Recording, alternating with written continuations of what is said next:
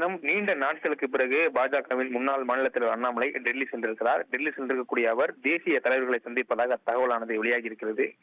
குறிப்பாக மத்திய உள்துறை அமைச்சர் அமித்ஷா, அது மட்டும் இல்லாமல் தேசிய அமைப்பு பொதுச் செயலாளர் BL சந்தோஷ் என இருவரையுமே இன்றைய தினம் அவர் சந்திக்க இருப்பதாக தகவல் வெளியாகி இருக்கிறது.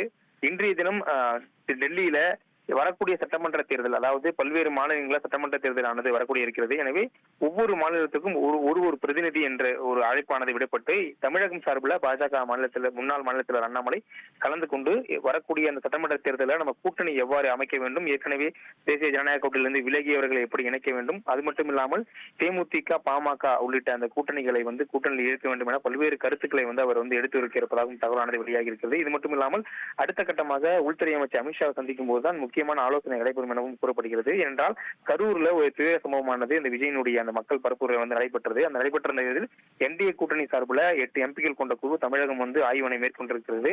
இந்த சூழ்நிலையில தான் இந்த கரூர் சம்பவம் தொடர்பாக முக்கிய ஆலோசனை அமித்ஷாவிடம் அண்ணாமலை தெரிவிப்பார் என்றும் எதிர்பார்க்கப்படுகிறது. ஏனென்றால் இந்த வரக்கூடிய சட்டமன்ற தேர்தலில் நம்ம தாவேகாவுடனான கூட்டணி அமைப்பதற்கான வாய்ப்புகள் இருக்கிறதா, தாவேகாவுடைய அந்த தொண்டர்களுடைய மனநிலை எவ்வாறு இருக்கிறது உள்ளிட்டவை தொடர்பாக அமித்ஷாவிடம் நேரடியாக அண்ணாமலை எடுத்துரைக்க இருப்பதாகவும் தகவலானது வெளியாகிறது. எனவே நீண்ட நாட்களுக்கு பிறகு டெல்லி சென்றிருக்கக்கூடிய அண்ணாமலை இந்த சந்திப்பு ஒரு முக்கிய சந்திப்பாக இருக்கும் எனவும் எதிர்பார்க்கப்படுகிறது.